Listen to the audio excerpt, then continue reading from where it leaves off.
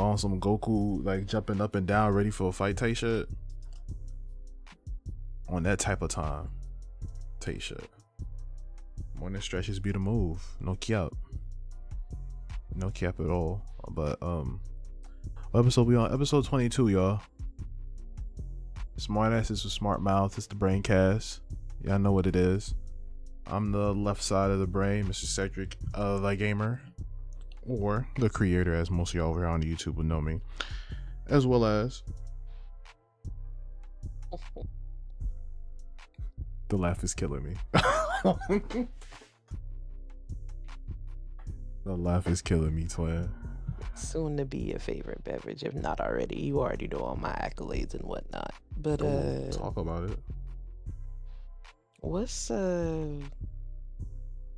what the fuck going on, bruh? Yeah, we starting off. My energy not gonna be up there like it was going to be a couple minutes ago. And when I say a couple minutes ago, I mean a couple minutes ago. Yeah. Unfortunately, for folks who, if you're live, that it happened not too long ago, or maybe you're catching this after the fact. We're coming off of maybe a couple of hours after hearing news about the Uvalde. I'm not 100% sure how to pronounce the city's name, but I'm gonna just go with Uvalde, Texas shooting that happened in an elementary school of 15 victims, unfortunately, 14 kids and a teacher. So I'm assuming, and this is me being a conspiracy theorist, that sounds like a class. So you went in and at a specific class and took out the whole classroom. Apparently this 18-year-old, I think it's terrible time, because we're only a week off of the Buffalo shooting as well that happened in the supermarket in Buffalo, New York. You went and you killed 14 babies, bruh. Babies. I don't know why. I don't know what's going on. You a grown ass man and you just went and killed 14 babies. Because through the past few months, we haven't been getting through a month without a shooting. Because it was last month, there was a shooting literally right outside my neighborhood, when I planned to leave my house that day too. So it's a very sad time. For some reason, I'm not a fan. Our prayers go out to those affected in Uvalde, those who are affected by Buffalo. Prayers is with you. We wish the best for y'all to recover through this situation. It's oh my goodness, it's not cool, bro. I don't know what the issue is with these people, but there's better ways to resolve it. Truly.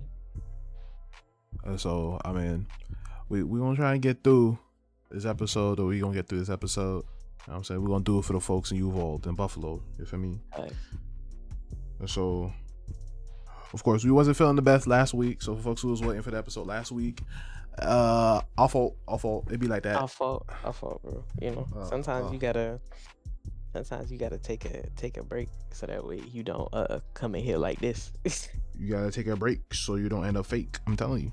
That's a fact. Because the last thing I want to do is give y'all fake energy. And you know, like I said, up until a couple minutes ago, It was you cold. was finna get the regular juice that you always got, but not right now. We're gonna try our best, because of course. This as a former teacher, bro. What? Bro. As a former teacher, bro, I'm worried when my students don't come in that day. And I taught high school. These are babies. The last thing you want to be worried about as a teacher or as a parent is sending your child out into the world, especially to a place where they're supposed to be safe. Right. And then they don't come back. Because from places where we're from, honestly, the only safe places were places like churches and schools. But and in work. recent years, all of the shootings are happening in churches Churches in and schools. schools. And it's like, now, where do these kids have to go, bro? What's safe other than your own home? Because But now these you're days, you stuck in can't even do that. between the rock and the hard place of having them be sheltered and not know anything other than what you tell them. Can't even be safe in your own home no more, bro. Can't Exactly. forget the unfortunate case of Breonna Taylor. Like, what? Like, who knows anymore? Who knows anymore? Really, all you can really do is, try to keep up the optimism. Because thank goodness, not everybody on this earth are terrible people. You know what I'm saying? There's still some light in the darkness. There's still some good amongst the bad, and do the best that you can in your situations, whatever those situations may be, man. That's life these days, unfortunately. Hate to say it, but you know what I'm saying? I'm not the most powerful man in the world. I ain't got nothing else to necessarily give. I'm still trying to get myself together, my damn self. Well, hopefully it's a good enough message to hold those over that needed to hear something of that nature, because it's a terrible thing to have to deal with, and on the constant too. This is getting too consistent. The constant, bro. One of my English teacher, my former English teacher, I should say, shout out to Mr. Perkins. He kept a calendar for the year 2022. And a mass shooting is defined by a shooting that injures more than 3 people. Correct. It's May, and we've only gone 52 days without one. It's unfortunate.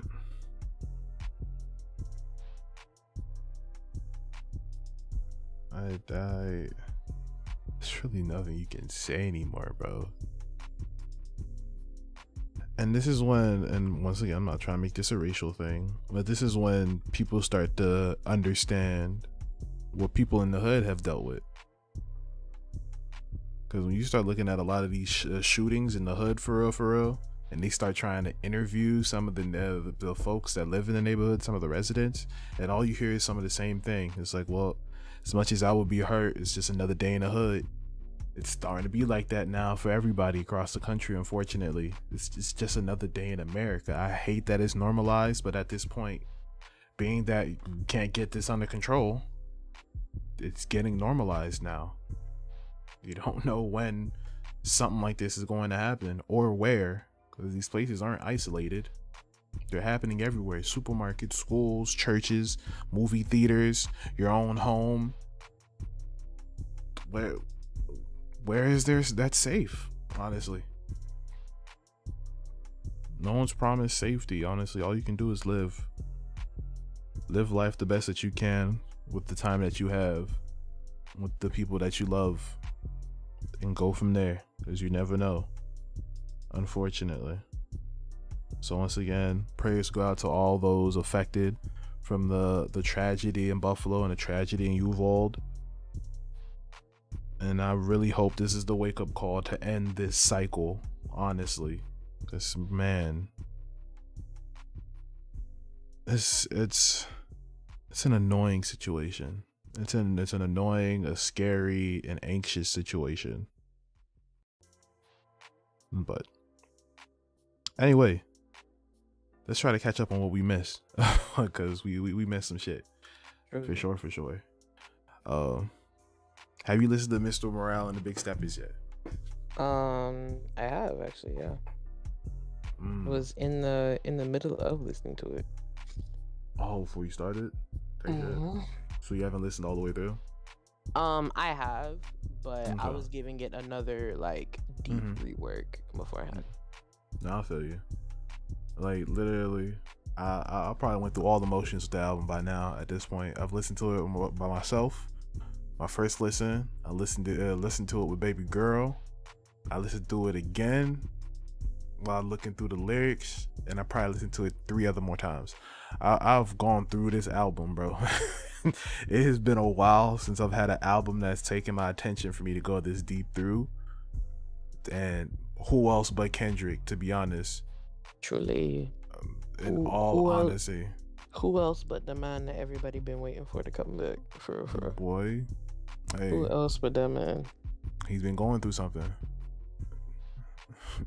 And I'm glad he talked about it. 1,855 days, bro. He's been going through something. But go ahead. First impressions. How you feeling about it? I'm glad he did this. It was worth the wait, honestly. Definitely. And I rarely could say that. Ooh, excuse me. About albums that take this long to come out, yeah. Like 9 times out of 10, I got a couple bangers. You know.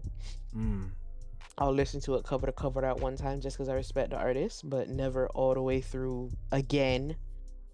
Because like you said, it take a lot for an artist to really grab my attention with an album like this if you're not like a fave or something like that. But I'm glad he did this. I'm glad he went off the topics that he talked about. I'm glad he opened himself up to us after what he's been giving, because he's never been closed off per se. But he's kept his private life private. Right. We've only seen select parts of him, and the fact that he done finally like opened up all the way as far as him and his mental and things like that. I appreciate that, and I'm glad he did it in the way that he did it, because not a lot of niggas can rap about going to therapy, and everybody fuck with it. Because a lot of y'all don't, but you know, I guess not that's a lot a of topic niggas can rap about going to therapy, and it's not even. I don't even want to say it's the fact that a lot of y'all don't. It's the fact that a lot of y'all don't even consider it an option. Period. You know, because it's so widely accessible now. You niggas are still like, I'll be alright, but damn well you not. Right. You don't be alright, then something happen in the hood, you go into a rage and you go shoot someone in the hood, then you wonder why the cycle will never stop. Because y'all like to put your emotions in the wrong places, but therapy can help you change that, but you don't want to go to therapy. You know, this podcast is soon to be sponsored by BetterHelp. But sooner or later at this point, and no cap. Like, but I'm a thank him for this. I'm gonna thank him for this album. Because it was needed. It was needed. It wasn't. Boy. I don't even want to call it a breath of fresh air, because it's so much more than that. It's putting To Kill a Mockingbird back on the shelves, bro. That's what it is, bro. He's talking to y'all niggas. He really is. There's a reason why he began the rollout with the Heart Part 5 for a reason. He talking to y'all niggas. A lot of y'all needed to hear this album. I needed to hear this kind of content, because boy, this world, the culture, which I love that he touched on that and using that term, because a lot of y'all like to call this the culture. This is what we do. This is just the way we was raised. It's just how things go. No, because the whole thing about the culture is only steered in where we decided to steer it. Period. True. Because honestly, if we didn't want hip hop to become the new pop, we could easily stop that. No question. We could have gate kept the fuck out of this shit, and no question, niggas would have been mad for a second. No question. A second. You want to know why? Because the gatekeeper wouldn't have gone as far as you can't listen. You just can't be a part of it. And we could have easily did that, and niggas would have just had to been upset. But guess what? They still would have fucking listened to it. That's a crowd. That's the crowd right there. But this is one of Kendrick's most revealing albums, and I respect it. You can even start with the album cover. I don't think the masses know about his wife. Yeah, me included. I ain't know a whole bunch of details about who he was with, or whatever the case is. I had a good inkling that he was with someone, but I didn't know, because I don't delve too deep into people's stuff unless I'm doing my hip hop homework, which I haven't done in a while. So I didn't even realize I did my hip hop homework on him. Like, truly, I didn't realize I was doing it at the same time that I was doing it with Cole. Yeah, I didn't know.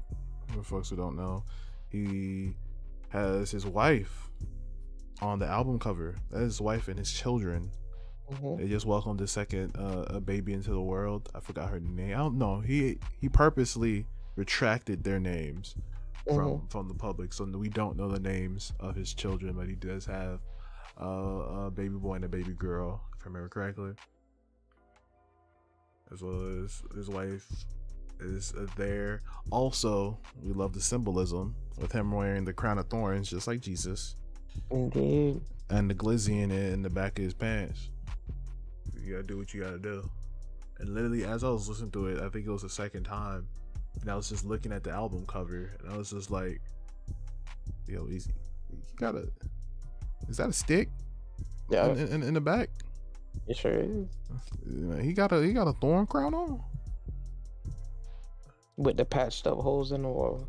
With the patched up holes, like, is who's Shorty? Mm-hmm.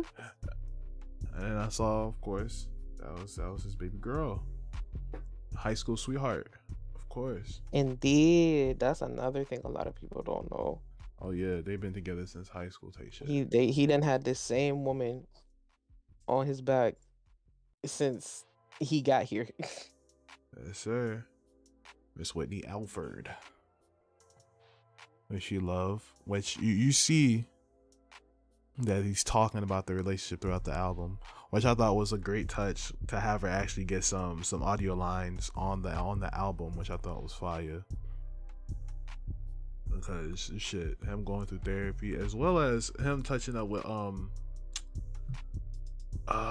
what's his name? Forget his name. Eckhart Tolle. Dope man in the self-help community. If you don't know, I have one of his books is one of the most popular books, The Power of Now and stuff like that. That man personally went to Eckhart Tolle himself to help him through this therapy shit. That should tell you how big this man is. You can just have access to self-help authors. New York bestsellers, bro. I actually still have to sit down and read through this book. I need to get back to reading a chapter out of these self-help books in the morning. I need to get my routine back together. I ain't gonna hold you. But he had a lot of little audio bits, and you love to see it. People love blending shit every time I go live in production for some fucking reason. I don't know why. Well, every stream now, making a smoothie right now. I think she cooking. She probably blended marinade or whatever the case is. So Jesus, I have to forget it. Either way, if she don't get a fucking molcajete, bro. I don't even know if she knows what that is. Either way, having audio lines of Eckhart Tolle literally throughout this album, I thought was a nice touch. Which, who knows? That probably just sparked a lot for a lot of people. Who probably even looked into the lyrics and was like, Eckhart Tolle? Who's Eckhart Tolle? And start looking into it. And who knows? Maybe he got a couple purchases of the book. Might have helped a couple people. Because, you know, he got the Kendrick stamp. Shit like that matters. As well as, boy, I need to go to therapy. Go to therapy.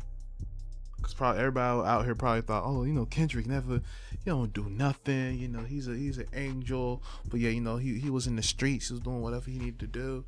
I mean, if you was in the streets, if you ever live life in the streets, there is something within you called trauma that needs to be unpacked some way, somehow. Mm-hmm. Which I don't remember which track it was, but even as a track on this, when he was talking to his girl, and how they were going back and forth about him going to therapy. And he was like, nah, I don't need it. Just like the rest of y'all. Now look where he at. I wouldn't say he's enlightened just yet, but he's working on it for sure. And that's what matters.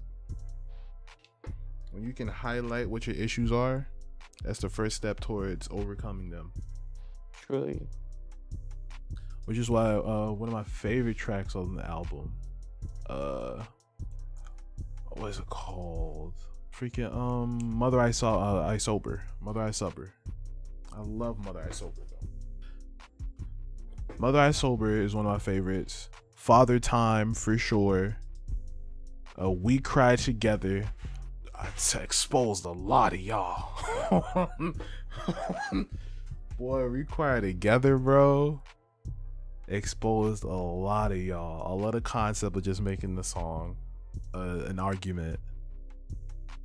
And showing the toxicity that a lot of y'all have in y'all relationships, because for some reason y'all like to consider this normal instead of saying, hey, maybe we should look into why we so toxic when we argue and then think we can just fuck it away. It's something I've talked about for the longest and will continue to talk about. Yeah, I wonder why y'all look for hurt people to end up being in a relationship with. But hey, I ain't no psychologist, and I don't think people want to get on that soapbox. So I'm gonna leave that at that. Great song, love the song. Maybe people will start looking into it now since Kendrick talked about it. You know, it takes your favorite person to say something about it for you to be like, hey, yeah, that is a problem. Oh my gosh. Shit, speaking of problems, we might as well talk about it. Niggas is on Twitter trying to cancel Kendrick, bro. Did you hear about that? You hear about that? I'm saying the album was ass. That was, I did not mean to do that. No, you good. Because I'm tired of these niggas too. Niggas is trying to cancel Kendrick on Twitter for the main reason of that he went and got Kodak on his album. Which, here's the thing, right? For me, this is the way I look at it. And here's why I don't give a fuck about what y'all talking about. I'm not saying that y'all don't have any validity in your whole thing or whatever. But the same niggas who was out here saying get Kendrick out of here for putting Kodak on the album are the same niggas that got hashtag FreeYSL in all y'all bios right now. Oh. That's the problem with cancel culture. Y'all niggas want to pick and choose who deserves to see the light of day and who doesn't. When a lot of people be in the same fucking boat. If we're gonna set up these set of rules, hold everybody to that same account. Not Thugger and Gunna. Did what they did. Not hip hop royalty. Not the niggas keeping the Atlanta rap scene alive. And Lil Baby, shout out to him. Let me not disregard that man. Yeah, listen, at the end of the day, I'm not gonna say here good music ain't good music, but at the end of the day, the feds is out here building this case for a minute. You don't just go pick up 28 niggas just cuss. That's not a thing. Nor can you hold 28 niggas for real on one little bid. Nah, them niggas built that case for a minute. And y'all was still out here frolicking doing the same shit, building up the consistency of the case.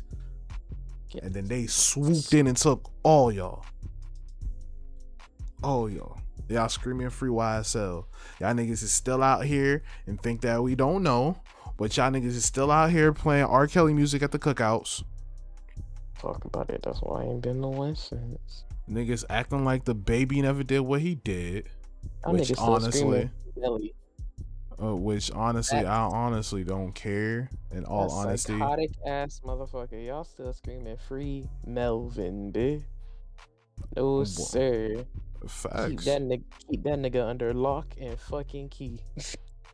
Which, when it comes to the baby, honestly, I wasn't surprised when it happened because I said y'all took a hood nigga out the hood and thought that he was gonna stop being a hood nigga. No. And then gave him no PR training. At all. This is the same motherfucker that killed a nigga inside of a Walmart, and y'all keep fucking with him for whatever the reason.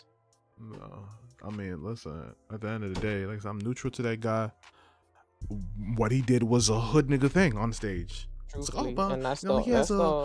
has a bigger platform now. He has to be more responsible and all of that. How does he know that? How does he know that? That nigga know he get paid to rap. He can do whatever the fuck he want as far as he concerned.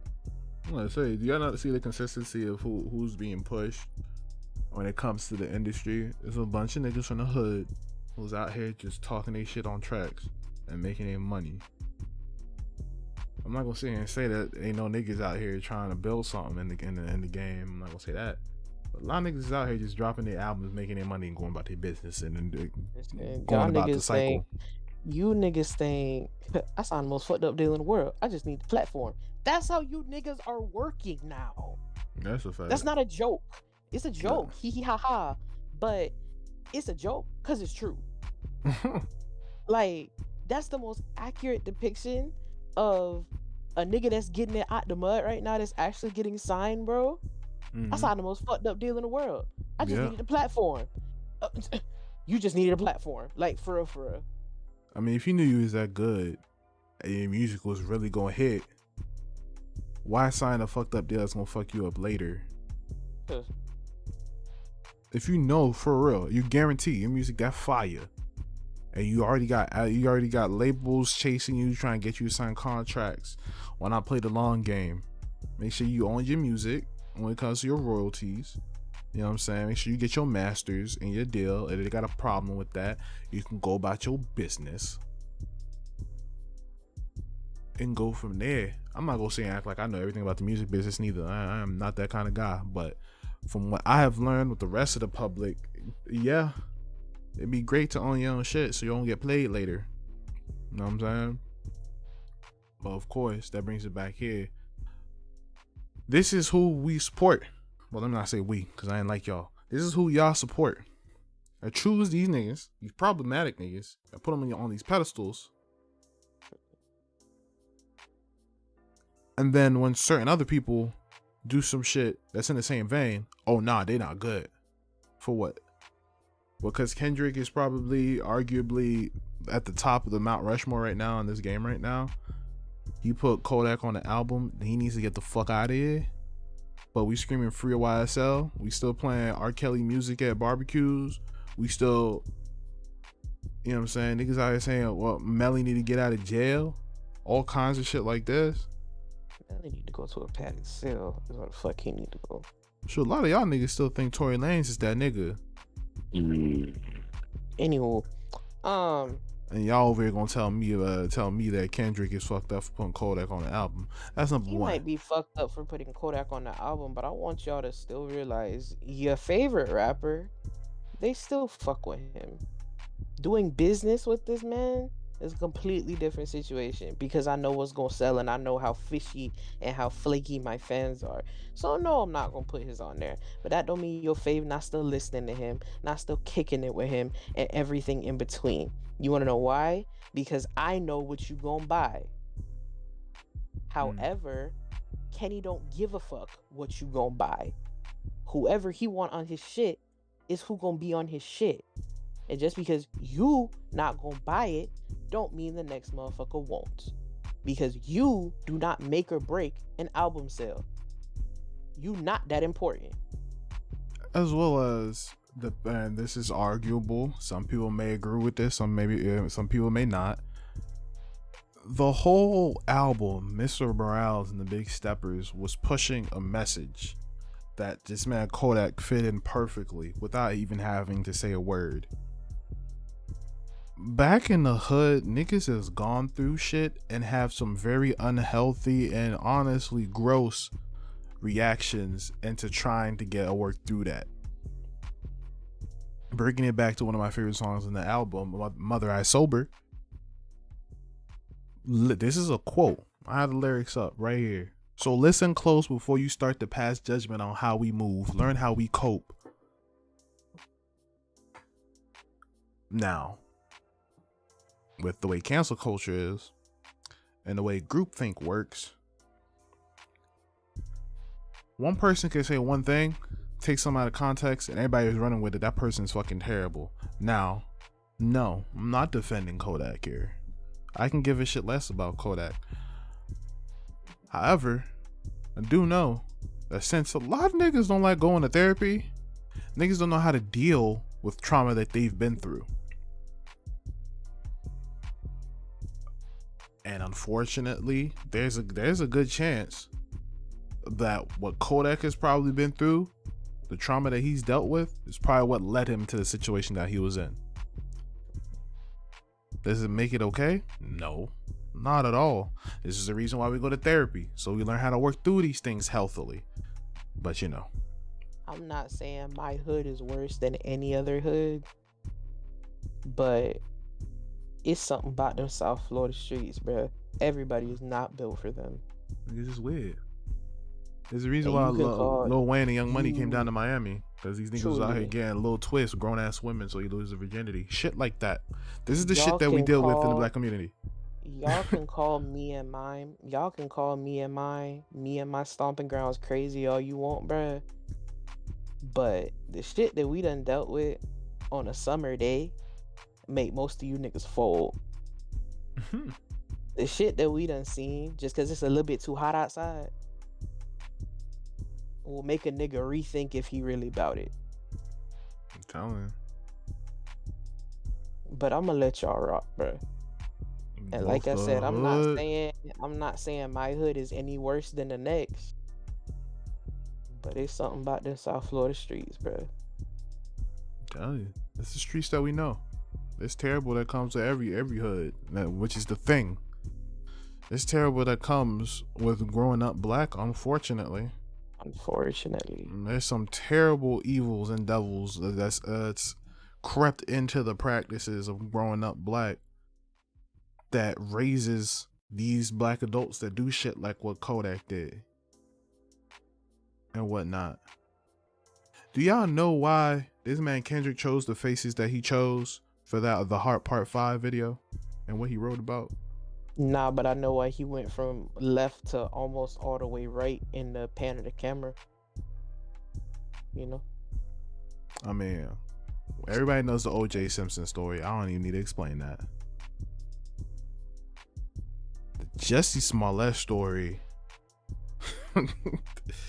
it don't make sense, do it? But you know, we're not gonna ask why. Because, you know, cancel culture, no one's trying to lose money or you lose face, so we won't get them out of here first. Nigga, we've been dealing with Kanye for years. Y'all know enough about Kanye. Everybody think he fucking insane at this point. Yeah, that's just a little boy that misses mama, bro. That's really all it is. But yup. That's a little boy that misses mama, and that is okay. As well as he chose Kobe Bryant, which maybe a lot of you younger folk don't know why, but Kobe Bryant is one of my favorite basketball players of all time, one of my idols, to be honest, one of my role models, I should say, which means that I followed him closely as much as I can. And for your younger folk don't know, but yes, this man Kobe went to court back early 2000s for a young white woman alleging that he performed sexual acts unwillingly on her. That was a thing. Whole thing. Can't give you time frames exactly, but it was definitely a big thing at the time. That happened. Niggas tried to derail that man's career. Now imagine if it happened. Imagine if it happened. Do we even get the Black Mamba? We get Bean from the block. That's what we get. Oh yeah, from A Block. Yeah, from A Block and Gen Pop, bro. I'm telling you. There's a reason he chose the people he chose, man. Which is why I'm like, some people just don't. And I'm not gonna sit here and act like I'm this, you know, super all-knowing hip hop fan, like the ultimate backpacker or whatever. But if you just listen and pay attention to what this man Kendrick is saying in the Heart Part 5 and throughout Mr. Morale and the Big Steppers, he's telling y'all about some problems that has caused some black folk to do some things that is not okay. And as much as we should reprimand them for what they have done, try to figure out what led them there. Because something that he didn't know is probably what his trauma has caused him to do throughout his life. And therapy has helped him get to that point to at least see it. And now he can do something about it. So, what do I think about him putting Kodak on the album? I mean, from what I've seen, I tried to look into it a little bit about the whole Kodak situation because I didn't look at it when it happened because I didn't give a fuck about Kodak. I still don't give a fuck about Kodak. I never really listened to his music like that. Besides, what's that song called? ZZ? When that shit was popping in the streets for those couple months. Jesus Christ, fuck that song. That's about it. That's all I know. I really don't follow Kodak. Never cared for Kodak or whatever the case is. It's not my type of music, which is cool. You know what I'm saying? I don't run around saying Kodak is trash. Just don't listen to this shit. So for what I found when he went to court for this, what was it, a sexual assault case or whatever the case is, a lot of people was like, oh no, he pleaded guilty to assaulting that girl. He never pleaded guilty to the sexual assault. It was a lesser charge. And he did time for that, which I don't remember exactly what the charge was. I should have wrote that shit down. But it definitely wasn't the sexual assault charge. So, it allegedly, I won't say allegedly, legally never necessarily assaulted anyone that we know of. Once again, maybe in a later episode I'll look deeper into it and we'll talk about it, but from what I know, from what I've seen, not necessarily. Now, is there a good chance he probably did it? Shit, I believe it. The way this man Kodak be acting on IG and everywhere else, shit, probably. This man was, if I remember correctly, Kodak's the one that was caught on IG Live fucking somebody live. Yeah. That a basketball game. And so, why do niggas act like this? Has anybody ever wondered that? Have you ever looked into it for real? Why do niggas act like this? And no, I'm not charging this one to the culture. No. You can cut that shit out. We need to change that. If this is the culture, we need to fix it now. No. Nah. And another problem that I know for sure is probably the one happened. Those old heads that came out all right. Be like, oh, bro, ain't nothing wrong with the culture. You see, I came out fine. That's you, nigga. Did you though, babe? Hell no. They just know how to hide it well. I'm telling you. Hide it well, or fortunately for them, they found a healthy outlet to let out their trauma or their pain. Luckily. Some niggas ain't that lucky. You know what I'm saying? All in all, bro, this is a great album. It really is. All you niggas are screaming that Kendrick flopped, he didn't. At all. There's like 280K first week is fucking good. Over 250,000 copies in the first week, bro. And shout out to Sean C, a YouTuber who does his album review stuff or whatever the case is. I was watching his video, and he pretty much brought up the fact, because I never looked it up. Damn went 608K first week. That's nuts. So you comparing that album to this album, I want to do it. Number one, because the nigga Damn came out, what, 2016, 2017? 2016. 2016. Mm-hmm. We 6 years removed, bro. When it came from To Pimp a Butterfly to get to Damn, that's what, a 2-year gap? Yeah. And he was still active in that 2 years. When Damn happened, Kendrick went off the radar for 6 years. And then came back and dropped this. If y'all don't understand how music works, especially hip hop fans are fickle. So if you're not around if you're not popping up outside, a lot of these fans will fuck around and forget you. So a lot of people that was there rooting for Damn was amazing and shit like that. Maybe they listened to Pimp a Butterfly too, or whatever the case is. By the time that Mr. Morale and the Big Steppers came out, niggas forgot Kendrick was outside for real. They probably thought that nigga retired or something happened without even checking into it. Either that or niggas read that letter he dropped. Mm-hmm. And thought that he retired. And read it like how niggas read, which is not all the way. Mm-hmm. Niggas skimmed and called late reading. This is not an AR test. Please. And you failed most of those, so you would think you would stop doing that. Yikes, that's tough. Yeah, no, you on the dome like that is crazy. I'm just saying, bro. I'm just saying, bro. If I failed the AR test, it's because I didn't read the book. As well as me being the person I am, I've never looked at numbers to see if an album flopped, because music is subjective. I go and listen to the album, and I'll see if it flopped or not. You know what I mean? That's a fact. So, as far as the content is concerned of this album, compared to Damn, compared to Pimp a Butterfly, compared to, you know what I'm saying, Good Kid, Mad City, compared to Section 80, fucking Untitled Unmastered, because we're considering that album too. All that, I don't see a miss. He seems perfectly on course. If you ask me. Did it take way longer? Yeah. But welcome to life, bro. These rappers that are on top don't just pull shit out their ass for content and write bars about it.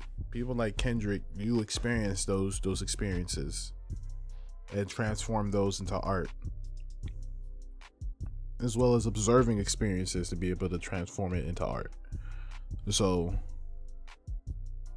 he went through self-discovery, went through therapy, all that good stuff, and we got some beautiful art from it, bro. So shout out to Kendrick, bro. That album was excellent, bro. Excellent, if you ask me. Indeed. What's your favorite tracks off the album, son? I don't really have any favorites at the moment. Fair enough. I'm pretty sure by tomorrow, and tomorrow I will, because that's what I'm gonna spend most of my day doing tomorrow, is listening. I feel you. But today I don't have any because they blend. They all give me a different vibe. You know, a different feeling, a different vibe. So I can't really per se say I have a favorite at the moment. Fair enough. I mean, as far as the album is concerned, I had no skips. Absolutely. No skips for sure. I can say that. You may like some over others, but ain't no skips, bro. Yeah, it might be a run that back, but I'm not skipping none of them. That's a fucking fact. It's nice. I like to see it. Truly. Compared to his contemporary, Mr. Aubrey, I listened to that first half. Till this day, I still haven't went back and listened to the rest of the album. And fucking won't, bro. Because it's bad enough you dropped this shit almost a year late.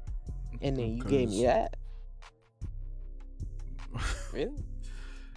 I don't know what it was until I was on the bus listening to it, bro. When I was on the way to class at the time, I made it halfway and I was like, nah, I'm cool, man. I'm cool.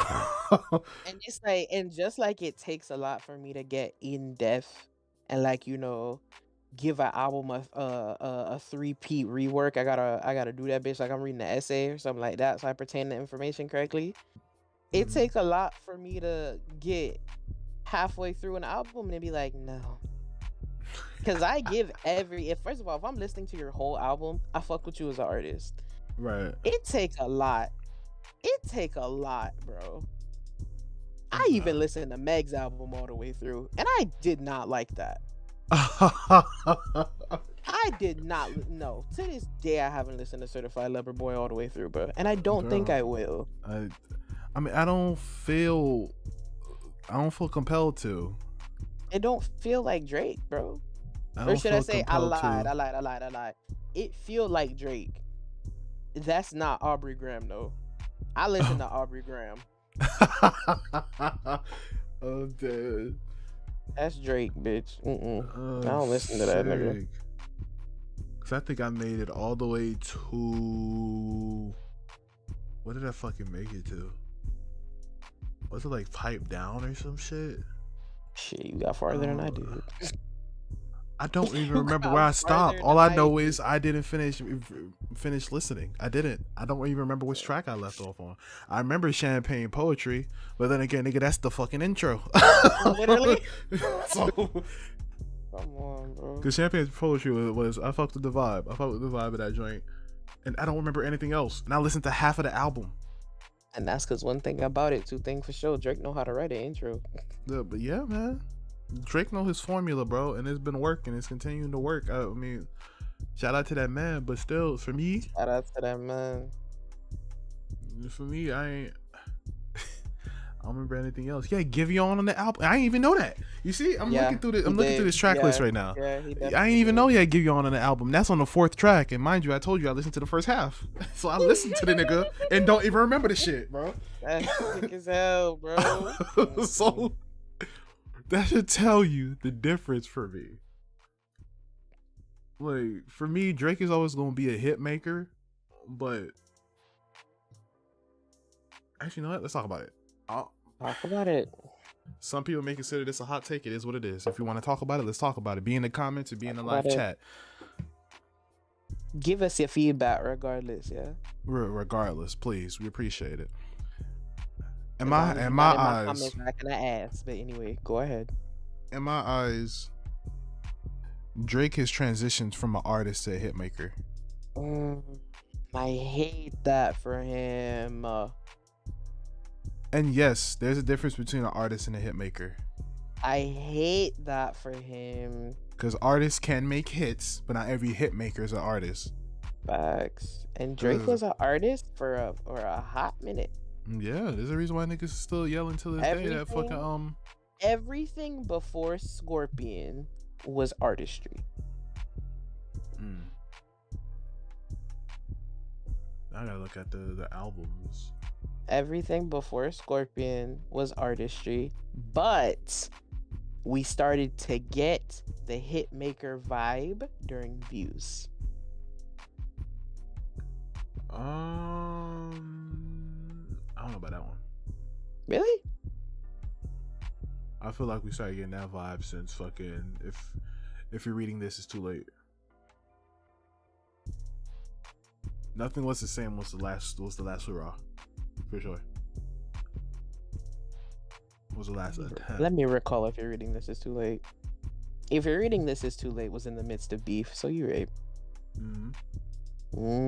Cause remember the What a Time to Be Alive. That's a collab album with Future, right? If I remember correctly. That was a mixtape, wasn't it? Some shit like that. Wasn't it? I think so. Yeah, I think that was a mixtape. It was a collab though, but it was a mixtape. What I'm saying, what was Drake and Future? Yeah. Yeah.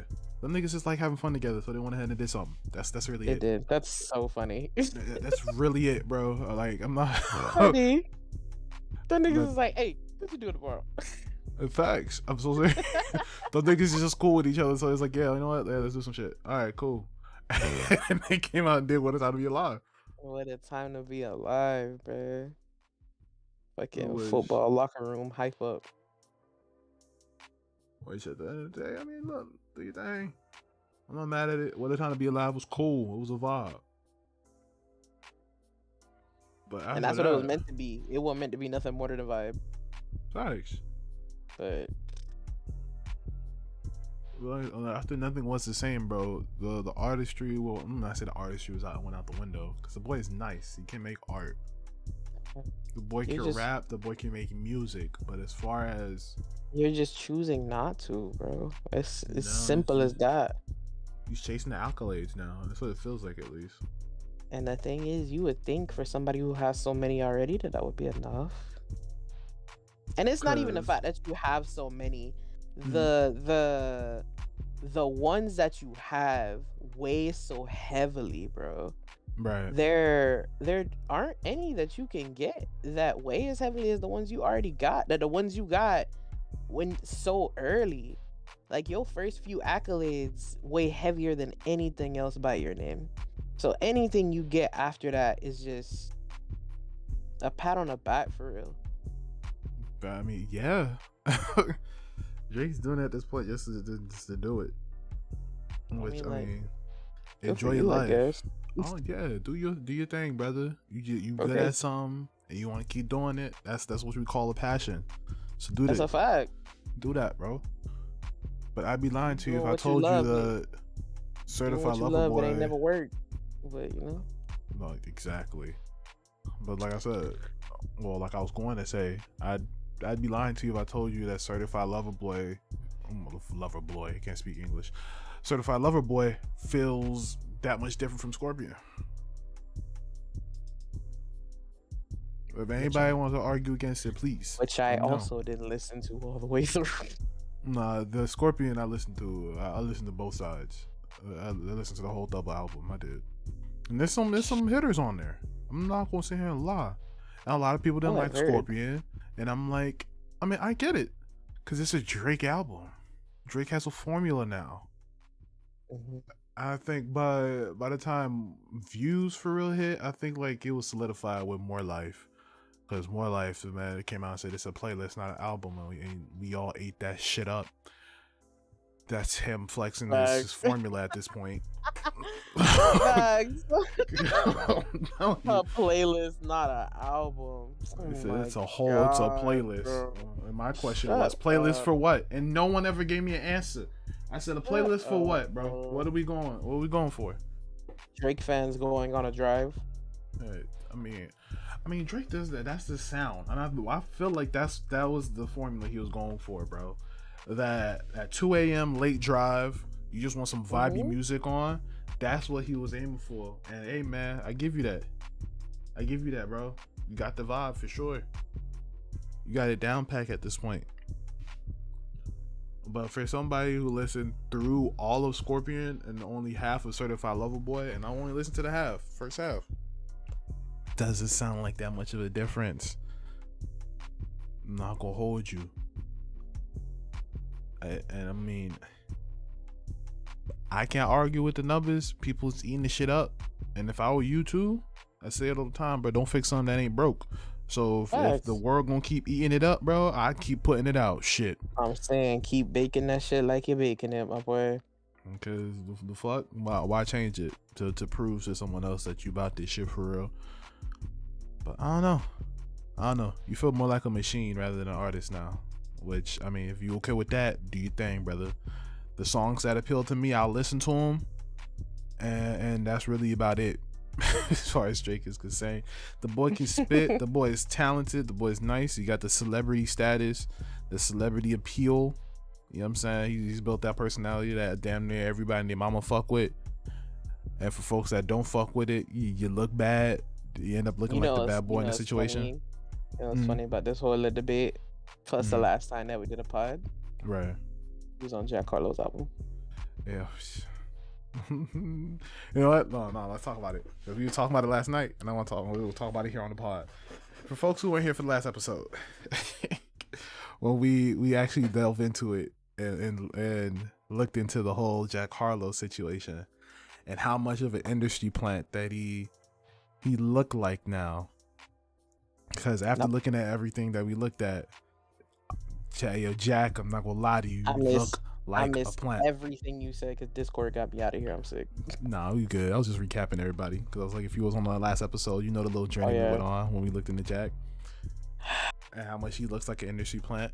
Now, the reason I say this is literally since that episode, my YouTube timeline has been filled with people talking about, is Jack Harlow an industry plant? Has he flopped? Is it over for Jack? Conversation with one of my close friends who also does a podcast. They talked about it on their podcast, and they said, and I told you about this. I was like, they said the exact same thing we did.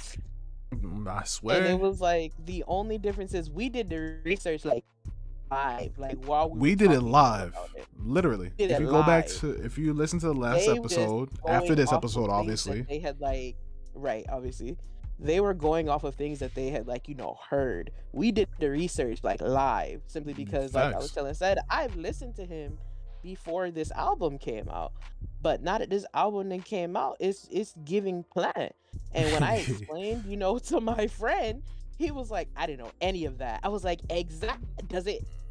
And knowing artists, it just feeds more into the whole plant thing, bro. Because the one thing stamps it for me, bro, is the fact that you weren't on this mixtape and you've been. There are plenty of spots for you.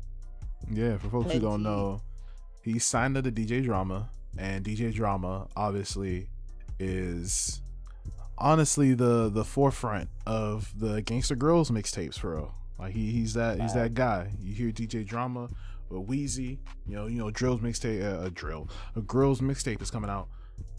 D-Day, which is one that is a Gangsta Girls mixtape that come out recently from Dreeville, happened, mind you. right under you, Mr. DJ Drama, you have one of the hottest personalities in the game right now, and he's nowhere on this album. For an Nowhere to be album found. where the person who owns the label fucks with you, so He co-signs you very heavily, or did, I should say. I think like recently. J. Cole But fucks with before you. this album came out, he fucked with you. He co-signed you quite heavily, and But 2 Chainz made it on first. 2 Chainz and 2 Chainz. Shout out to that man. But 2 Chainz. Oh yeah, for sure. Listen, 2 Chainz is cold. Shout out to that man. Shout out to that man. You telling me 2 Chainz and Ferg was on the album and you weren't? It don't make sense. Come on, bro. It doesn't make any sense. Because you fit the styles of many people on here. You could have hopped on there with Cause, could have hopped on there with Boz, could have hopped on there with Nudie and Reason. You could have hopped on there with fucking Earth Gang. You could, but you were nowhere to be found. Anything, you could have hopped on Stick. Shaq was on this album, bro. I probably would have, cause you know his persona. He's the ladies' man and all that kinds of shit. I would probably at least give him a track with Ari. I would give him Ari. I would give him a track with Ari. Him and Ari on Blackberry Sap, bro. Yeah, easily. Come on, bro. Easily could have saw him on a track with Ari. And you weren't nowhere in sight. Nowhere. That does not look good. That's why I said at all. For me, especially after Industry Baby, like Industry Baby didn't smash the fucking windows. Literally. Come on now. Industry Baby smashed. People still play it. I still play it. Same. Industry Baby slap, bro. Tyler Hero slap, bro. Mm-hmm. Your first album in general is a cover to cover. No skips for real. Your mixtapes before that also cover to cover. But it's like you blew up and the people knew who you were because your label put you where they wanted you to be because they knew you a face, you know how to talk. So they put you where you wanted to be. You just so happen to become friends with like best friends with Drewski. Cool for you. And now you hanging out with Drake. Which another thing, I don't know. Did we talk about this on the last episode? Why is everyone comparing him to Drake? I have no idea. I don't see the similarities at all. When was this a thing? You want to know how? You want to know why y'all sound stupid? Go listen to Churchill's Downs. You'll see the difference.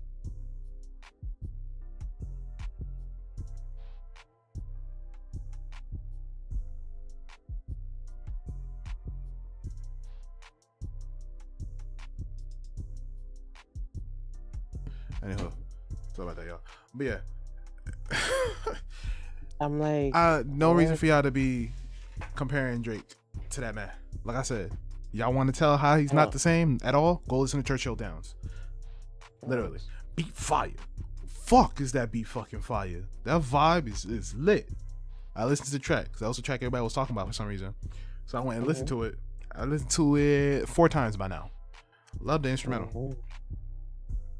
Damn, you still talk about the beat.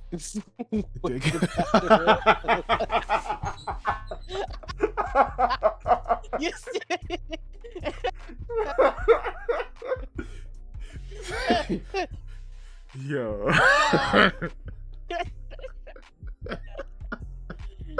Oh my god, that's it. That let me know everything I need to know, bro. Cause look, the beat's fire. Drake did his thing, but literally, hold on, this is what we're gonna do because we do our shit live now, so we might as well. I'm gonna go look up the lyrics to this song because I'm not saying he don't make sense, but what are you talking about, Jack? I'm not gonna sit here and lie to you, cause Jack has this thing, which honestly, I feel like a lot of artists, if they had this thing that Jack has, a lot of them will go farther. He has this voice and delivery that makes all his bars sound better than they actually are. Oh, absolutely. That's like real smooth with it. His mouthfeel is top tier. His mouthfeel is top tier, bro. Yeah, man, and I give you that, Jack, because that right there, that takes skill. When it's good, it sound fire. Yeah. And then even when it's like, wait a minute, at first it still sound fine. It take you maybe 3-4 listens for you to be like, wait a minute, what the fuck did he just say? It take you a good 3-4 listens, and by that time you fuck with the song already. Yeah. So like it's industry like, baby, your boy sounded smooth as fuck on that joint. Tyler Hero, same shit. Facts. And that's, bro, literally I'm replaying the lyrics that are in my head. Tyler Hero, he was talking about what he was talking about. It was a little fun, you know. He talked about how him and didn't nobody know this, but him and Tyler Hero are actually friends. They actually went to high school together. I mean, did y'all see the fucking music video? I mean, it's chilling with Tyler right in the video. He was in it. Like, they were actually friends. They actually went to high school together. Like, Jack actually go to the games, you know. Right. So it's just like, it's one of them things where he talking about that. It's a little fun, Poppy, you know, talking his shit. And also, by the way, my nigga do this too. My nigga do this for real too. That's what Tyler Hero is. But it bang, and that's cool.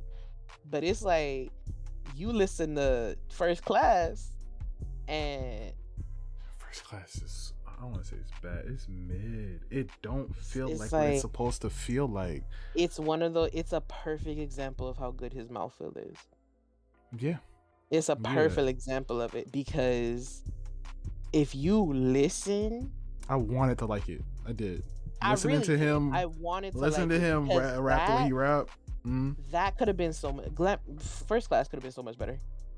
It could have been so much better. Because if can't nobody else take that particular sample and make it work, he could have. Yeah. That song could have been so much better. For sure. Man, that's the thing. He sounds smooth. He do his thing when it comes to performing. But I don't know if it's his lyrical. He said, I said what he said on Top End. Hold on the Tap In remix he did with Sweetie. He know his mouthfeel is cool, because he was like, I think the bar was like something around the lines of, she said my voice is attractive, baby. This a Kentucky accent. I said, oh, okay. All right then. Shit. Okay. So you know you can do it. You know your shit sounds smooth. Bro. Okay. Like, okay, I'm gonna read a couple of these lyrics from Churchill's Down, and then I'm gonna read a couple lyrics from Drake's verse, and then you're gonna see what the difference is, right? Fuck. Where should I start at?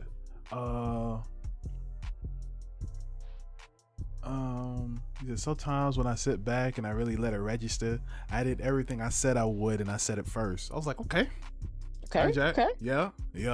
Talk about it. Right.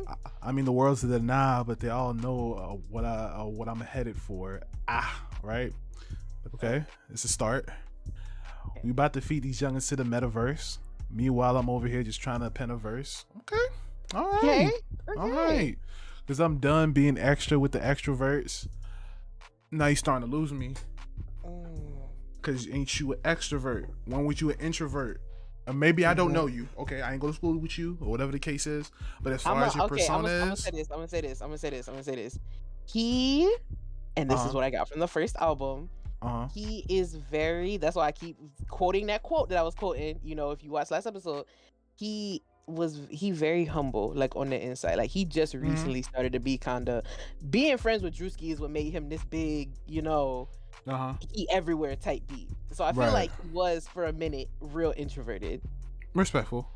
Okay. I respect that. So I'm gonna let him rock with that. Okay. I can respect it. Okay. Label used to wonder how I'm supposed to stand next to Vert, which peruse once again. Is Uzi on? I think so. Let me look that up. I think so. Because it's kind of crazy if it is. Hold on. So Uzi is on. I mean, he's now signed to Rock Nation. In April, as 2019, April 2019. He was signed in Atlantic. He was signed at Atlantic. You see, okay. Which I never knew that. I never did. Either did I. That's actually signed at Atlantic.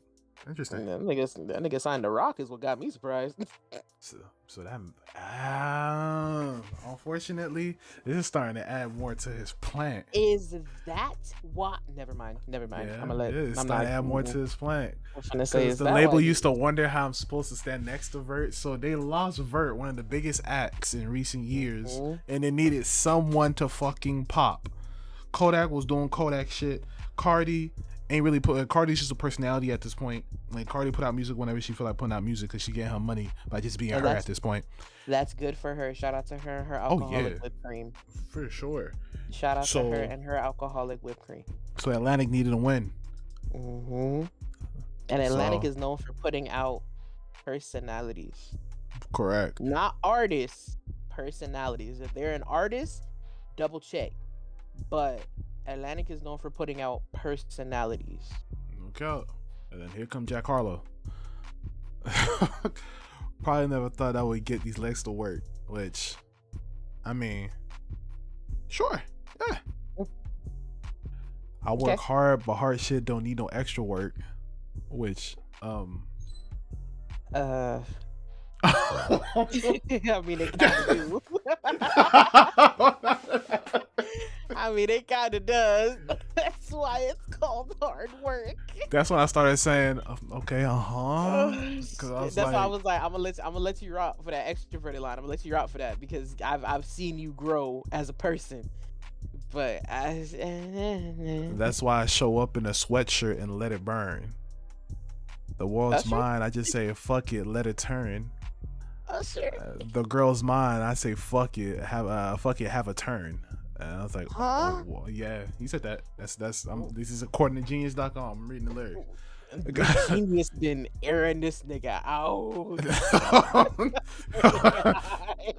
At this point, I think somebody at Genius don't fuck with him and they fucking up the lyrics on purpose. Because Genius has been cleaning this nigga out. I just made the connection. Do you know what Jack sound like? What? The one smooth homie that you had that is like, hold on, you can rap good for real. Wait a second. Please. Like, nah, bro, you can do something with this if you choose to. I was like, nah, bro, I'm cooling. I'm cooling. You know what I'm saying? I'm cooling. Not do it, but you know, if you want to take that route. You take that route, go ahead, go for it. I'm like, I'm cooling. All right, bro. All right, you nice though. Ain't gonna lie, you kind of nice. You nicer than the regular folk. You know, you not right. You nicer than the average. You smarter than the average bear, my nigga. But also, you wanna know why I say that? Listen to this next bar, right? So where we left off at. The world's mine. I say fuck it, let it turn. The girl's mine. I just say fuck it, have a turn. The girls call me to the side like, can we have a word? That's a freestyle bar. Niggas will get that shit off for sure. That whole last yeah, boy. Tell me you have not heard a nigga on the block that you don't think that would come out their mouth. I'm not gonna lie. That's giving conceited. That's giving Charlie Clips. That's giving Hitman Hollow. Oh, for real? Wait for it. I'm gonna solidify it for you. Next bar said, I could have fronted, but I did this shit how I preferred. Here you go. You talking about it, twin. So go ahead. He addressed it for you. I know I should be humble, but it's something I just haven't learned. You were humble before this, though.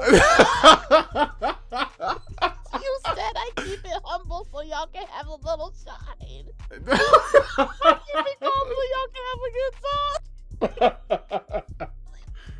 I know I should be humble, but it's something I just haven't learned. So enough, I have to make these bad habits burn. He learned somewhere. He's lying. I don't know. Bro, you had me quoting all last episode, bro. I keep it humble so y'all can have a little shine. I keep it calm so y'all can have a good time. Well, I'm just. You had a voicemail from your mom on that. You had a voicemail from your mom on that album being like, remember, I want you to just take time, just close your eyes and think about everybody that's around you and how they helped you get to where you are. That was a voicemail from your mother on your first album. Who is this? Then we come back to all that time in the kitchen finally panned out. I put some flavor in that pot and took the bland out. Which is a pretty fine bar. Because you're white. Yeah, correct. That's a white flip, which is hilarious. It's hilarious to call it a white flip. That's funny. I know my grandpa would have a heart attack if I pulled $100,000 out. So I'm not gonna pull $100,000 out. He did not say that. You sure did. Say that. You sure did. I mean, according to Genius, you know what I'm saying? It's a flip it's a little sneaky double entendre with the word not. Cause that's slang for like a wad of cash. Right. Yeah. So you know what I'm saying? Yeah. So, you know, grandpa might have a heart attack if I pull $100,000 out. So I'm not gonna pull $100,000 out because I got $100,000 in my pocket in a wad type shit. Nah, grandpa can't handle and shit. So what friend be saying and things of that nature. Things of that nature. And then right after that, I'm hip hop. Do you fully understand? Fully automatic with the jams and they don't jam. Shout out to Duke Dennis, bro. Oh my god. Everybody know Jack, but they don't know Jack, man. Cause that's coming after his name is Jackman. Yeah, exactly. They just know I got the flows and the hoes and the packed out shows. So you hear what we dealing with, right? That's Jack. We fast forward to the second half of the song. We go to Drake, right? The person that, you know what I'm saying, that's the next Drake. Jack Harlow's the next Drake. Here's Drake. We start off cold hearts and heated floors. No parental guidance. I just see divorce. What? This is all. I'm not gonna lie. What? Now you listening? Oh shit! Who's divorcing? Who?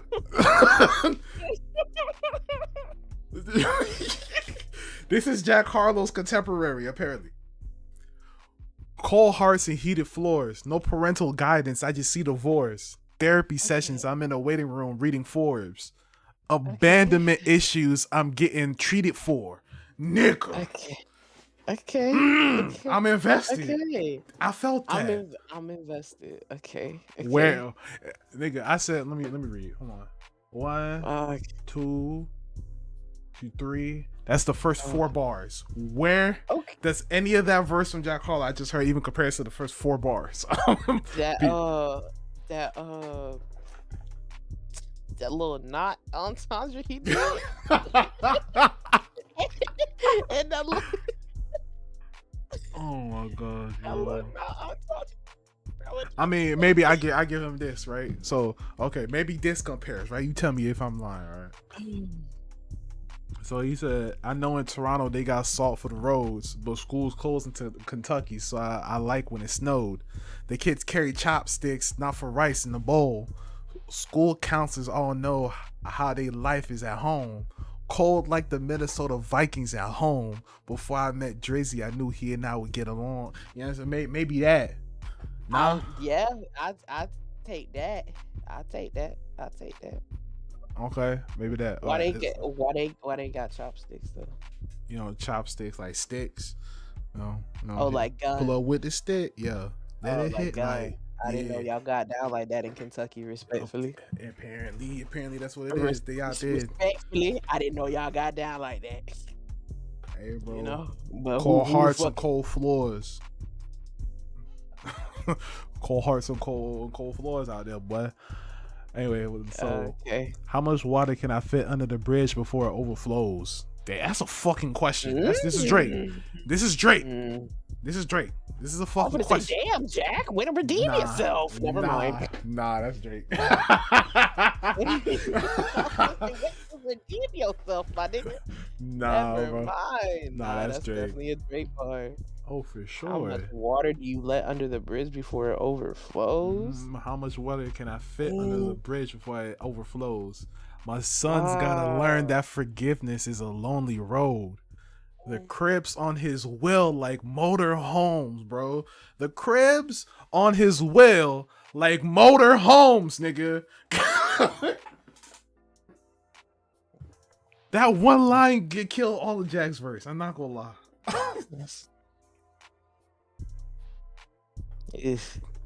Do you know how much is packed in that little line, bro?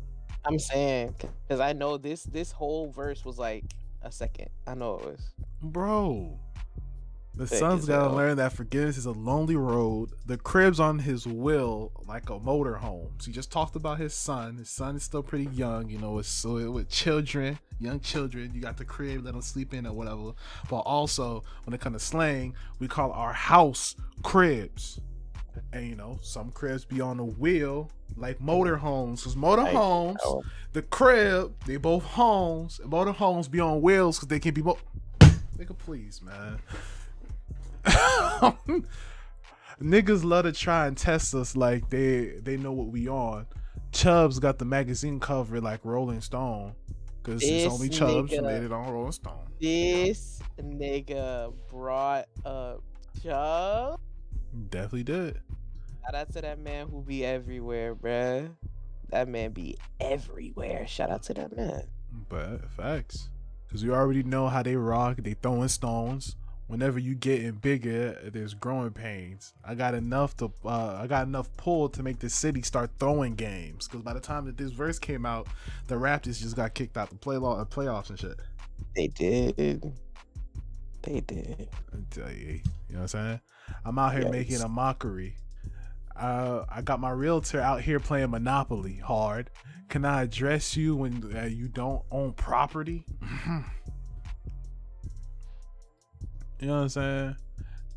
And the funny part is, I'll do it this easy, right? If you ever been on Genius and looking at lyrics and whatnot, they highlight like lyrics that they think have deeper meanings and stuff like that, give you explanations from their interpretations or whatnot. Or the artist gave you a breakdown on them. Exactly. The amount of highlighted parts in Drake's verse compared to Jacqueline's bitch is nuts. Oh, I'm gonna even fucking count. Hold on. 1, 2, 3, 4, 5, 6, 7, 8. There's 8 highlighted parts in Jack's fucking verse, right? Drake got 1, 2, 3, 4, 5, 6, 7, 8, 9, 10, 11, 12, 13, 14. I'm still going. 15, 16, 17, 18, 19 highlighted parts that have potential deeper meetings in their opinion or directed by Drake. And then Jack got 8 because everything else straightforward. It's either straightforward or that nigga just rapping. Bro. And this is the person that's like Drake, bro. Why? Because they both get bitches. Do he get bitches though? Who we talking about? We talking about Drake or Jack? Talking about Jack. Do he get bitches?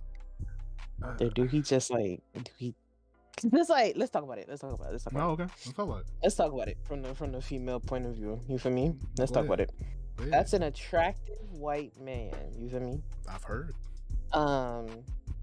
Cute. You know, he done grew into his looks. You feel me? Because we met Jack Harlow when he was young, like for real. He not old. We met Jack when he was still like mid glow up or beginning glow up. He mid glow up at the moment because he gonna get more fine. I just feel it in my spirit. And it's like that right there is a key piece in what he got going on. And it's like he just, you would think, oh, who can I compare this to? Meg.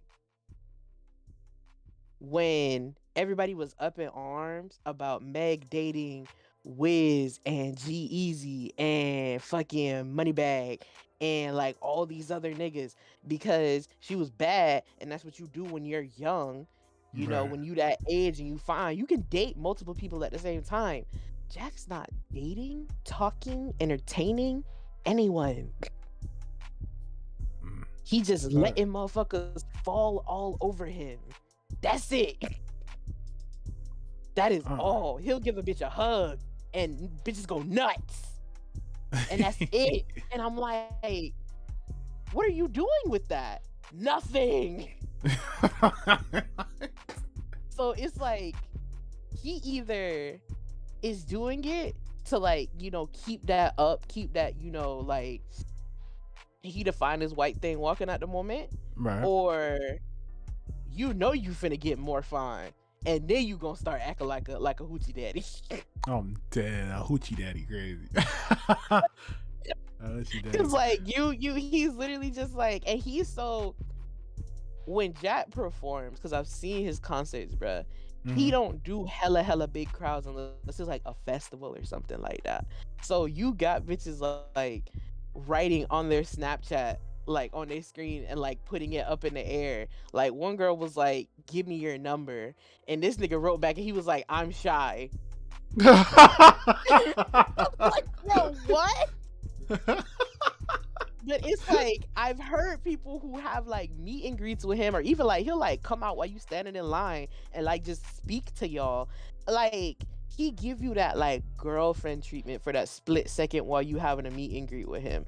So this nigga, he just no. And I'm like, when somebody get him, they gonna be in heaven, bro. I will tell you that. Oh no, I but believe it. I up definitely until then, bro. Oh my god. Unless a motherfucker walk onto the scene that's just as fine, if not cuter than him, soon, oh, you are never gonna hear the end about how fine motherfuckers think he is. And then again, here's a question: are you still pursuing Jack after the album like this? I know that nigga had a fucking nut bar on this album. I heard about that. Sweet semen bar. Fucking sweet semen, bro. You fucking with that? You jacking that?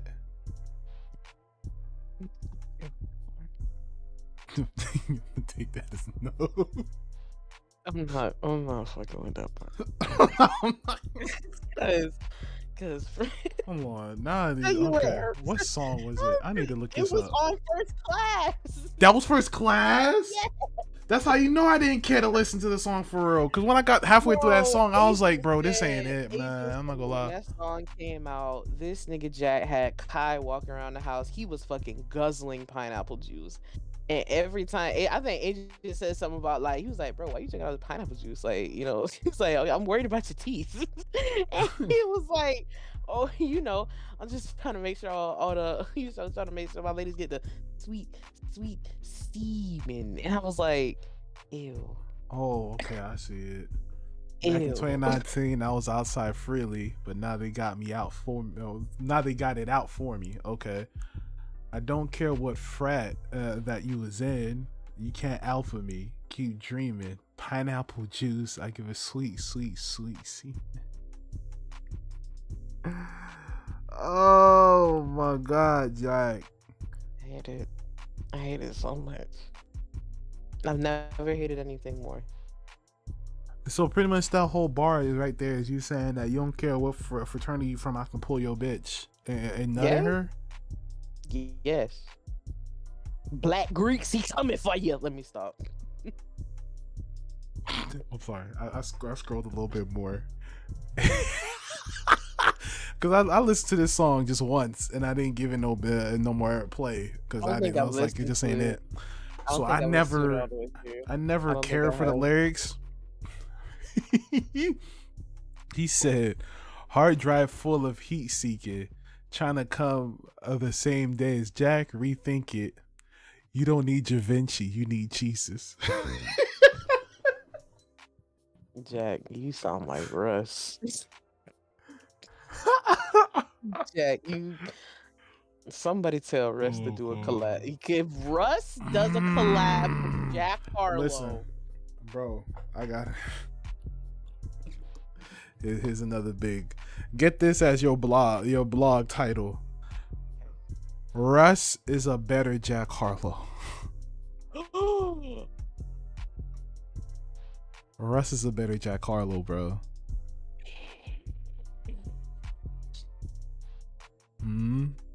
I believe it. I stand on that. Even though for some reason the game don't fuck with Russ, but then again, I'm not even. here's the beautiful The thing. reason Russ the game don't give a don't fuck fuck. with Russ don't care. Russ don't care. And y'all niggas is still popping out doing features with the man. Y'all don't like him, but y'all on his shit. I don't get y'all. Because niggas thought that man was so annoying. They were like, bro, shut up. We get it. You do everything yourself. Shut the fuck up.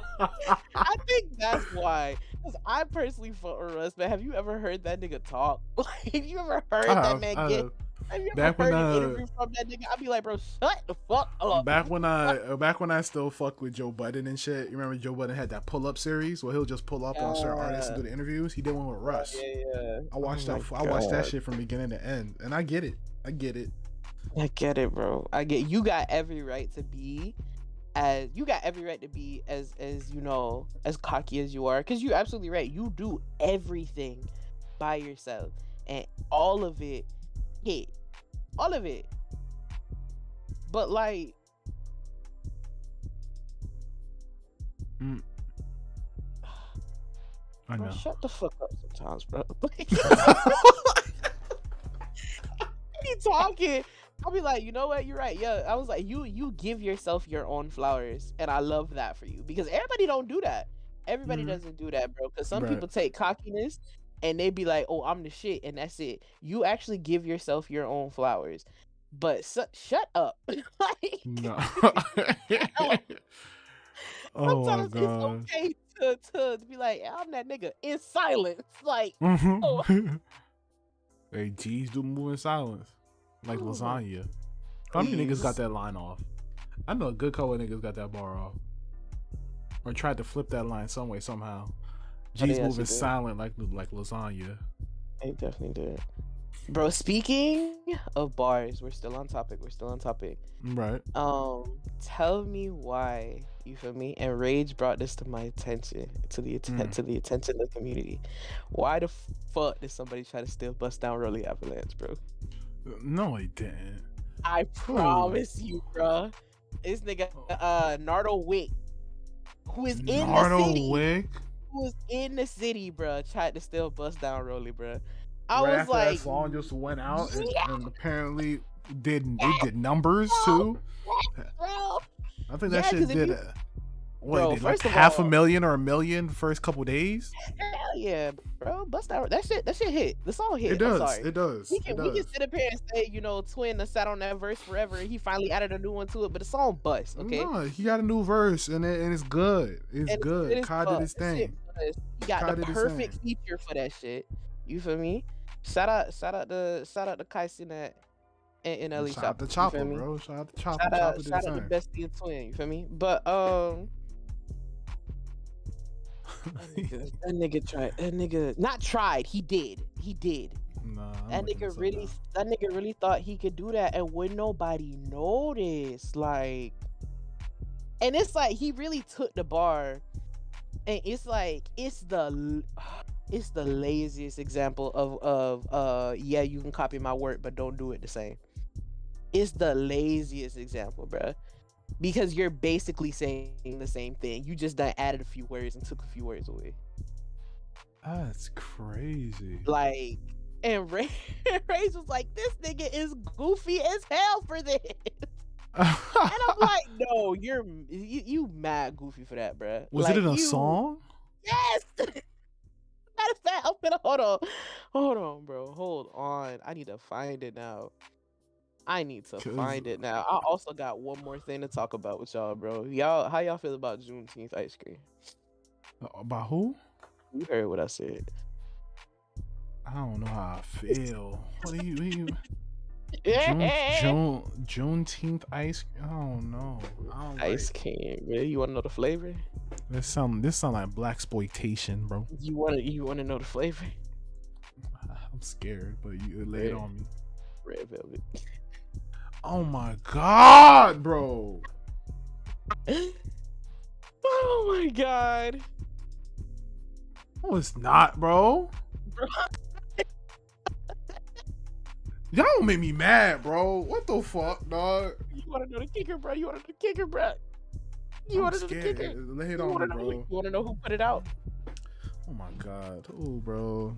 bro. Guess, bro. I don't know. I'm Yes, scared. bro. Yes, bro. You got one bro. guess, and I'll tell you.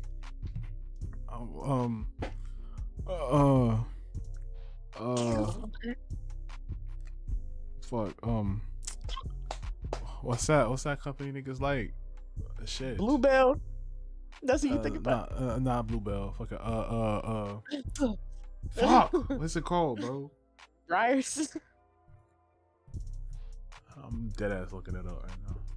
Oh, fuck. Cause I'm like, this shit's killing me that I can't. Not Haagen-Dazs. That's why I said Briars. You talking about Briars? Not Briars. Shit. Not Bluebell. Ben and Jerry's. That's what I was thinking of. Ben and Jerry's. Good. I'm not gonna hold you. Good guess. Oh. Bro, who was it, bro? Bro. Walmart. Oh my god, bro. Great value. That is Great Value Juneteenth ice cream. Great value Juneteenth red velvet ice cream. Red velvet swirl, bitch. Of course it's Walmart. Cause you're saying that's black folk go to spot for everything and anything, right? Okay. I don't know how to feel right now. Okay, hold on. Oh god. Okay, so this nigga Nardo Wick said, and Kai also like reacted to it, bro. This nigga said, my wrist a avalanche, my neck a avalanche, my chain a avalanche, my rollie a avalanche. And Kai was wow. Nah. I was like, oh no. Oh no, man. Oh no, bro. Just my bar. He stole my whole fucking flow. Word for word, bar for bar.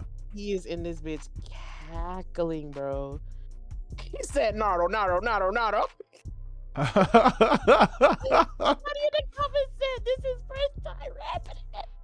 Oh my gosh, bro. He said, why did you just call me?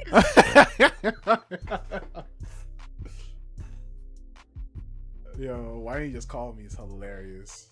Why didn't you just call me?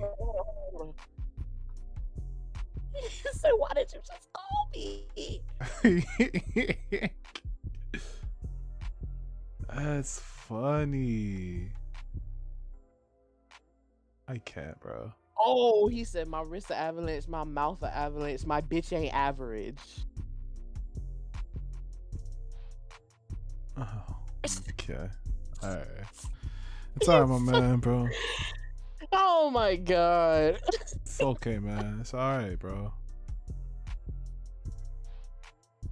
It's okay. I said, let me go ahead and say this, right?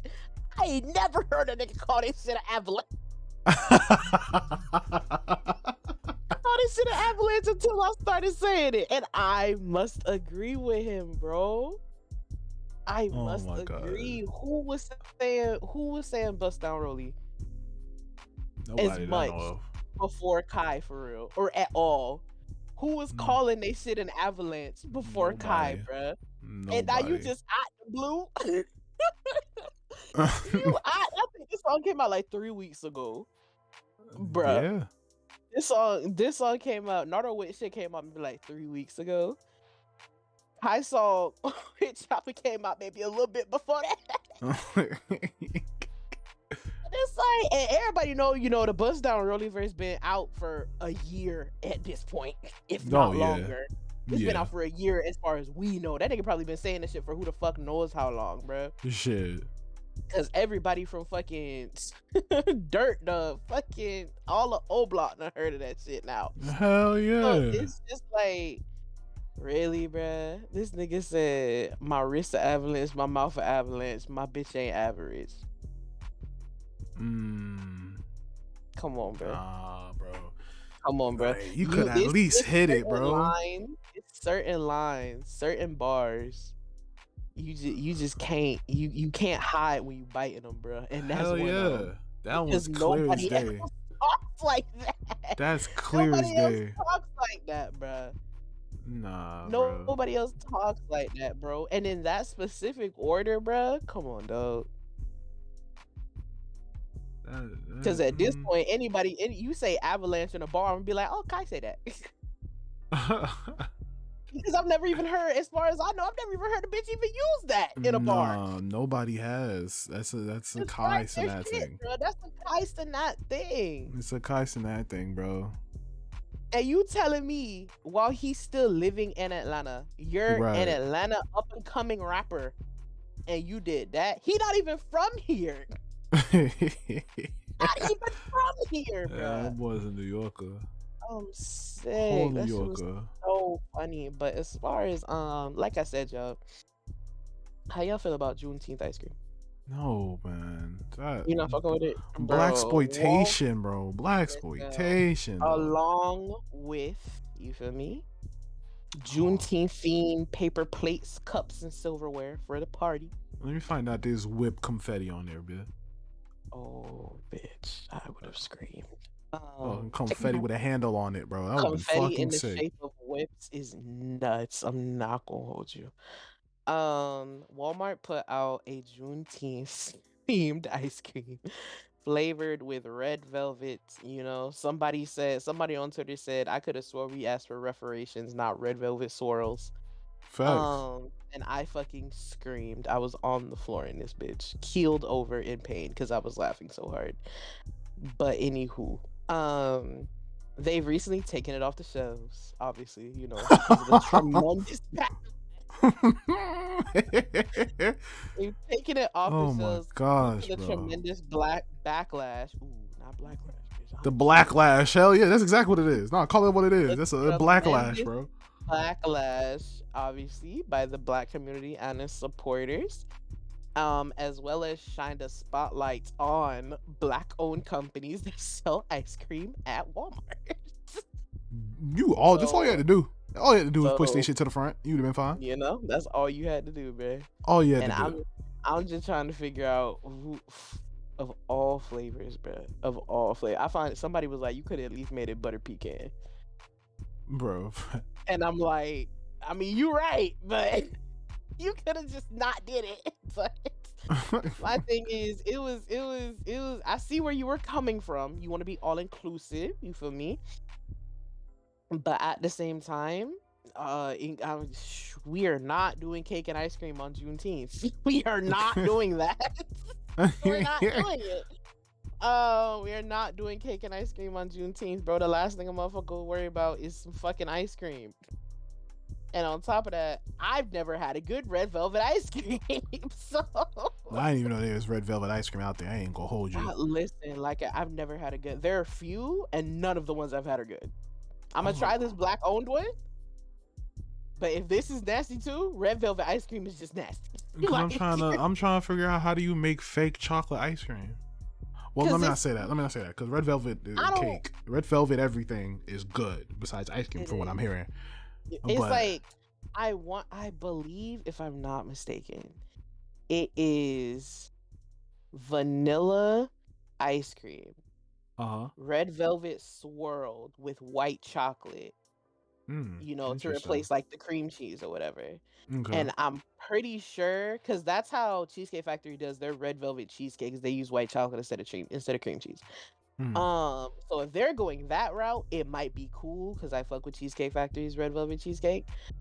But if not, then I don't know, because it is the only other thing that I can think of you being able to do is how Cold Stone does their sweet cream ice cream. Right. You can do something like that with red velvet swirled into it, but you know, I don't know if everybody trying to go to the artisanal route. This is Walmart. That's what I'm saying. So I don't even know why y'all went out y'all way to go try to make your own red velvet. If anything, right? You trying to celebrate Juneteenth, do like what most companies do. Nice basic stuff that we end up appreciating, even though we feel like y'all should do more, but we appreciate it. Push the Black creators to the front. Do what Target does. Like what? Push the Black creators to the front. We'd appreciate it. You would think by now, when it come to shit like Pride and Juneteenth, y'all would just take the Target route, like for real. Just push our creators to the front, bro. You can do your own little section of stuff, and then everything else for Pride, LGBTQ+, Push it to Creators. the front. For Yeah. Juneteenth, black. Push it to the front. That's it. That's it. That's it. Just push it to the front, That's it. bro. It doesn't. It's not like you don't sell them. Even though shout out to Target for being the best place to have your shit housed as a black creator. Okay. Right. You want to put some shit on the shelves in a store? Ask Target. They gonna put it there. Shit. But like, maybe it's because Walmart still got a hand in private profit prisons. But anywho, podcast. Oh boy, that's a way to end it. That shit is crazy. I am never getting that fucking. Oh, sick. Oh bro. My god. The W pod indeed, bro. I think it's a nice little comeback, bro. For sure. Indeed. A little long one for y'all because we had to skip a week. Yeah. So we back. We back on our shit. We're gonna try to. I mean, if life happens, but life happens. Niggas was tired. No facts. Niggas was tired, bro. Facts. Oh my god. I went out for 3 days in a row. You know what that did to my social battery? No, that's a fact. I feel that. Jesus. I definitely feel that for sure. So, I mean, Twin, what you got coming up? Talk to the people. After the pod, we are playing a never before seen game, formerly hated game in the fridge. You know, the gang, the lovely men in my life in the fridge, you feel me? The juice cartons. The juice cartons is hilarious. You feel me? The boys got me playing Fort. I'm finna get carried by the amazing men of the fridge. You feel me? After that, we gonna be in somebody VC because A, I have a tarot card reading to do, and B, I ain't spent time with y'all in a little bit. As well as tomorrow, we are back with another stream, as well as, if you're in the court, we got a family meeting going on discussing the future of the community. Just because I want y'all input on it, and it's going to affect y'all way more than it's going to affect me. So I need to know what y'all thoughts are. So I can move accordingly and y'all not blindsided by whatever move I make. As well as we finished Beyond Two Souls today. So that wraps up our Quantic Dream gameplay, and I was recently reminded by my plugs as well as my memory. We are starting SpongeBob. That's our next series on the channel. But also we got some scary shit dropping over the summer. You feel me? It's called The Quarry. So we finna scoop that, and when your girl gets back from her moving hiatus, okay, it will be just in time for spooky season. So we got some spooky gameplay for y'all. So watch out for The Quarry on the channel. It's giving Until Dawn meets Dark Pictures Anthology. A little bit of mix of both. Starring the lovely Brenda Song, if y'all are into that, because I am. Okay. As well as more food content on the way. I was talking with my lovely other twin, Miss Ari Monet, and we got the first cooking stream idea for y'all in the tuck already. Oh shit! The first one in the tuck. We doing this one for T and Said. We making cheesecake, but a special kind. You feel me? So you making stop it. So we got some months and months worth of content ready for y'all. So even while I'm gone, I got something ready for y'all when I get back, as well as our lovely send off is coming up sooner than you think. The 4th of July stream, y'all. I'm telling you, I better gear up. Y'all know damn well. We cooking this year, bruh. Chat helped me come up with the menu, and we are fully loaded. You feel me? We making wings, we making ribs, we making elotes. We making mac and cheese again, and of course, bro. I gotta hit y'all with the hunch punch because I ain't make y'all none last year. No, I don't care, bro. I'm sorry, bro. Nah, bro. I don't get none. I don't care. I'm sorry. Nah, bro. I don't care. I don't care. Bro, you do care. My left shoulder up. My right shoulder up. Then I drop them. I drop them. I don't care. I don't care. Like, but what we got going on in the game room? I mean, tomorrow for a graduation celebration, another fellow member of the Game Room Mafia graduated, and they requested that we play some Smash Brothers. So we'll be playing some Smash Brothers for the first time in a while. Honestly, I think the last time I played it on stream was probably Streammas, and we're almost in June. That's a 6-month hiatus from the stream as far as Smash is concerned. So you wanted to play some Smash. So, because, I respect those who go through and get their education done and got their graduation down or whatever. So, for the folks in the community who've let me know that they graduated, I've given them something. You know what I'm saying? Shout out to Miss Tia Paris, who's in the community. Just gave her a damn near 12-hour on Saturday to celebrate her graduation. 12-hour stream and shit like that. So, we're going to play some Smash Brothers, probably a little bit of Mafia 3 beforehand, I'm thinking, because I do want to get some Mafia in. Because for folks who were in the stream, my last stream yesterday, I talked about I'm trying to get these games that we're currently on out and done, because the next few games that's coming up are going to be turned into YouTube series. So we revitalize the gaming YouTube channel. So as soon as we get through these games, the better. And so the content really start pumping out. We get y'all some shit that way. So Mafia 3 and Smash on Wednesday. Y'all might get pop-up streams on Thursday and Friday. We don't know. We'll see.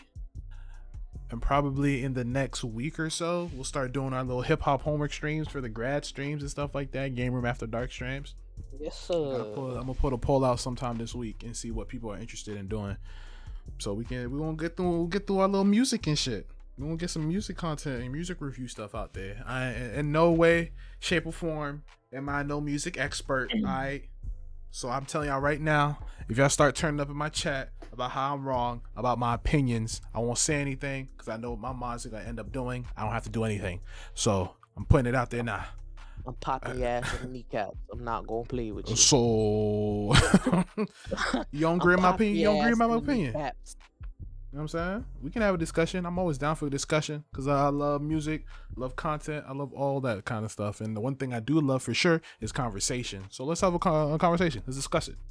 Why do you not agree? Why do you agree? All that good stuff. That goes for the podcast as well. For folks who've been watching this episode either live or after the fact, let me know your opinions on all the topics that we talked about today. Drop them in the comments, or join the rest of the beautiful folk who've been here in the live chat, as you've been seeing on screen, who've been putting in their little reactions and stuff too. So we appreciate every single opinion, thought, concern, comment, etc. that you guys have to share with us, because we're only trying to be on the up and up when it comes to this podcast, man. You know what I'm saying? We just trying to be better. That's all it is. Trying to be the best us that we can be for y'all. It's a fact. So yeah, man. Check the link trees in the description. Follow us everywhere. You don't know what bangers drop where. So you want to be, you know what I'm saying? You want to be in the loop. You want to keep your ear to the streets. All that good stuff. So, like Miss Juicy Juice said, we about to be over there at twitch.tv/juicyjuice_. You see, if you click the link tree, you would already seen the link, so I don't have to tell you the link. You see, but y'all don't listen, bro. That's a fact. Oh my God. One thing you need to be ready for is some outlandish ass titles, because that's what I've been given lately. Oh my God, she wildin', yo. She don't care about her affiliate status. She don't care. What the fuck you gonna do? Take it away, nigga. Twin, you not Pokemon, yo. Like, the moment anybody report and see that you are a darker skinned queen, it's raps, bro. That's you're not wrong. You are not wrong. Darker skinned queen who say pero que is over, adios. No, that is. Oh, I'm kidding. But yeah, we're gonna be over there running some Fortnite. We've been letting the Spanish fly on us. Sounding like I'm not gonna hold you. Actually, I need to change my title. I'll do that for you. But yeah, we're gonna be over there. So hopefully we see y'all over there. Or if after the fact, you know, so we're gonna holler at y'all in the next episode. Braincast episode 22. Smart asses for smart mouths. Y'all have a good week. And we'll see y'all. Yeah.